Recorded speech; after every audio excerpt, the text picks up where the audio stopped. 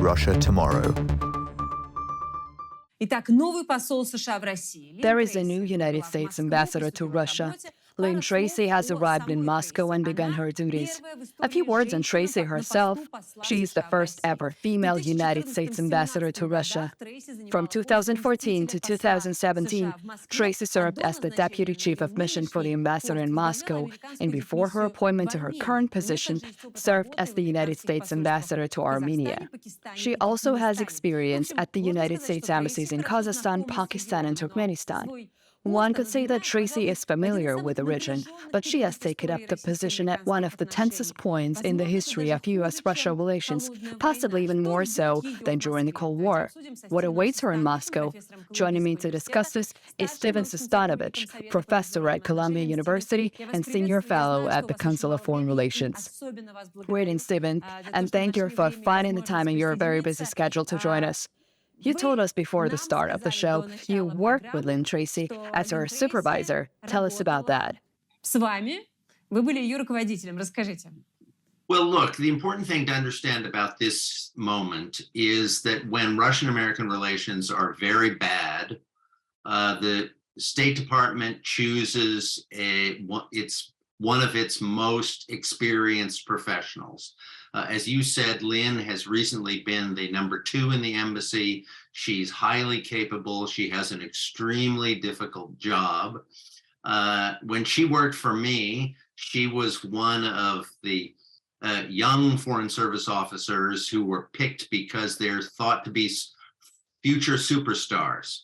And surely she has fulfilled that expectation. But nothing about her capabilities will determine whether she can succeed. The real issue here is the deep crisis of relations, and she has an extremely hard situation ahead of her with a very reduced embassy staff, very limited contacts between the Russian and American governments, and deep suspicions on both sides. I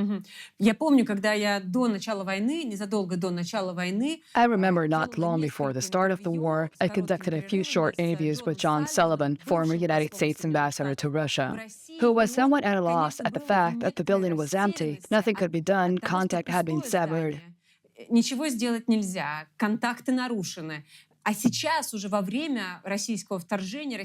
Especially now that Russia has invaded Ukraine, her tasks will include trying to fix the situation, meeting Russian officials and so on. Исправлять эту ситуацию, встречаться с российскими коллегами. Будет ли она каким-то образом восстанавливать, например... Will she try to re-establish the operations of the visa center in Russia? Try to help people that maybe want to try to move to the United States? What are the limits of what she is able to do at the moment? Каковы границы ее возможностей на данном этапе? Look, Lynne Tracy is capable of anything. She is, as I said, a superstar of the Foreign Service. But what she can accomplish does not depend on her. Her ability to have contacts in the Russian government, her ability to reach out to Russian society, her access to the media, her staffing levels are going to depend entirely on whether the Kremlin decides that it wants to allow extra breathing room for the operation of the American embassy. And so far, I'm not sure we see any evidence of that. How would you evaluate her character, Mr. Sestanovich? Is she more of a hawk or a dove as far as diplomacy? You know, Foreign Service officers tend not to be hawks or doves. They're professionals. They find out what Washington wants them to do, and they pursue that agenda in the fullest, most effective, most competent way. Somebody who has been the #2 in the embassy in Moscow, I would say, has deep managerial experience and knows what it takes to sustain morale, but that is an internal function. The real challenge for her is going to be what kind of access she has to the Russian officials and to Russian society. And in that, the decision may not be hers. В этом смысле я бы хотела заключительный вопрос задать и отпустить вас, если позволите. In this sense, I'd like to ask you one final question and let you go. Recently, we have seen, and we've heard it especially intensely in the past week, declarations from propagandists and public officials regarding Russia's nuclear weapons. Стороны пропагандистов и официальных лиц о ядерном оружии, которое есть у России.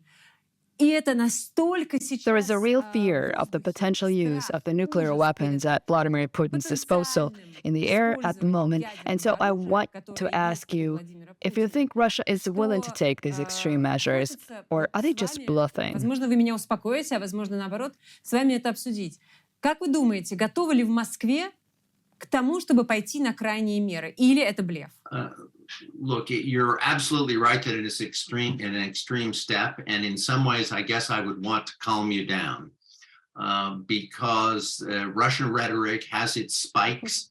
Russian officials sometimes talk in the most ominous and apocalyptic ways, and then they back off. President Putin has gone through these cycles a couple of times in the course of the war. For Russia, the question is, could the use of nuclear weapons serve any identifiable purpose? Remember, in Russian law provides that the use of nuclear weapons is legitimate only when the existence of the state is at risk. And of course, no one can think that the existence of the Russian state is at risk here. I think it would be a question whether Russian military officials would believe that it was a legitimate order if they were instructed to use nuclear weapons. But Russian policy has been sufficiently irrational and unhinged from in the course of this war that no one can rule that out.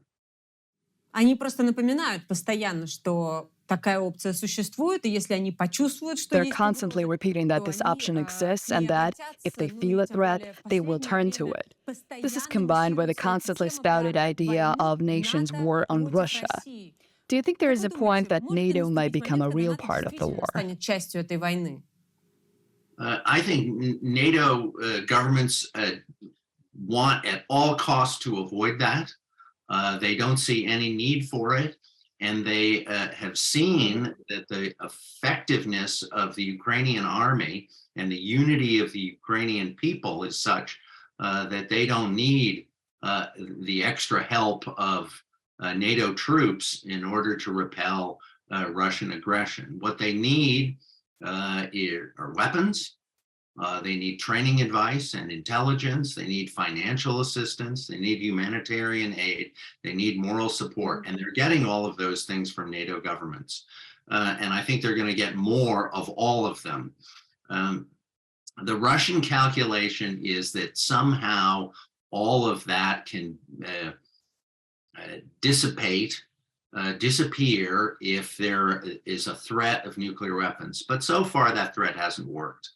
Most Western governments see that it is probably empty bluster, a kind of hysteria from leaders who don't see any good way out from as a result in coping with their disastrous decisions of the past.